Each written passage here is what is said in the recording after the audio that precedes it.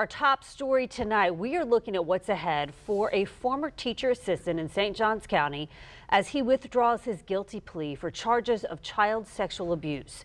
Anthony Guadalupe was in court earlier today. He's accused of inappropriately touching children at Chappelle Schools' Longleaf campus. And his case will now go to trial since the judge allowed him to withdraw his plea. The state was allowed to add more charges, 7 counts of lewd molestation of a child younger than 12. Our Andrew Badillo is continuing to follow this story for us tonight. He's in the studio with us. And Andrew, how could these new charges affect his sentence if he's convicted?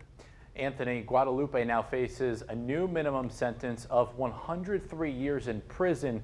Parents of children at Chappelle Schools' Longleaf campus expected Guadalupe to be sentenced today, but his change in plea prolongs their quest for justice.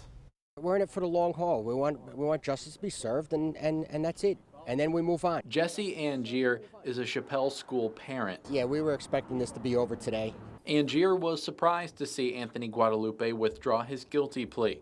It brings 7 new charges and a new minimum sentence of 103 years. By his own admission, he pled guilty to all of the allegations that were leveled against him in the past. First Coast News crime and safety expert Ken Jefferson served as a sex crimes detective during his time at the Jacksonville Sheriff's Office and is not involved in this case. Guadalupe's defense team says he did not fully understand the situation when he entered his guilty plea. His lawyers gathered expert testimony claiming he has a learning disability. They've got a tough road ahead of them to try to convince a judge and a jury that, one, this man did not know what he was doing, but he did it repeatedly with several victims.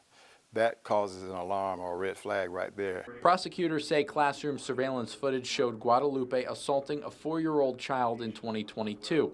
Chappelle parents like Angier were holding signs in front of the school after Guadalupe withdrew his plea. This school was never forthcoming. They never told us anything about this. Friday, the school sent a statement saying when it learned about Guadalupe's, quote, illegal behavior, the school immediately reported him to the authorities and cooperated fully in the investigation. Parents disagree and have filed a lawsuit against the school saying prior to many of the incidents occurring, Chappelle had knowledge of Guadalupe's actions. From the beginning, Chappelle covered this whole thing up. They sent out false information to the parents. They didn't know exactly what was going on inside their school. It's been a year and a half since Guadalupe's arrest. Friday, parents were expecting justice.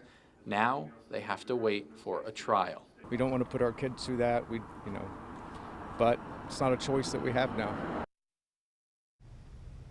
Now, in the statement from the Chappelle Schools, it adds, quote, that it stands with the victims of Anthony Guadalupe as we all await him to be held accountable for his criminal actions when he was employed at Chappelle Longleaf, end quote. And the school system also sent us a look at the changes it has made since the arrest. They said that they have appointed a new quality assurance director. They're looking at a daily and weekly surveillance, and they're also implementing advanced staff training beyond what is required. Now, the full statement from the school is posted on the First Coast News app. Guadalupe's trial is set for April 15th. In studio, Andrew Badillo, First Coast News, on your side.